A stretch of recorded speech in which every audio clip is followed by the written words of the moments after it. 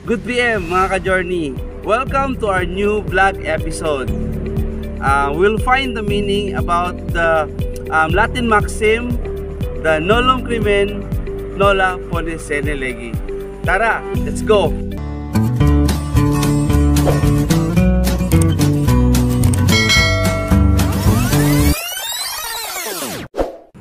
Ano nga ba ang meaning ng Nolum crimen, pone sine legi?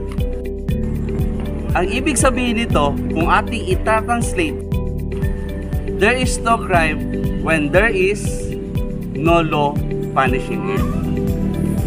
Ito ay isa sa mga basic maxim ng criminal law. Nga ang ibig sabihin, hindi ka pwedeng kasuhan o arestuhin if may nagawa kang wrongful act dahil hindi pa ito naisa sa batas. Ang best example ng Latin maxim na ito ay yung nangyari kay Onel de Guzman. I'm sure naalala niyo pa siya. Siya lang naman yung gumawa ng I love you virus na kumalat sa buong mundo, sa mundo ng internet. Kaya nahirapan sila kung anong ikakasok sa panahon na yon. Dahil sabi sa batas, there is no crime when there is no law punishing it. So ngayon, dahil may cybercrime law na, pwede na ba natin siyang kasuhan or ikulong sa nagawa niyang krimen? Ang sagot, hindi.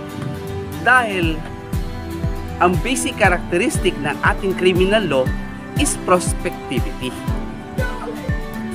Dahil tulad ng pag-ibig, di na natin pwedeng balikan ang nakaraan.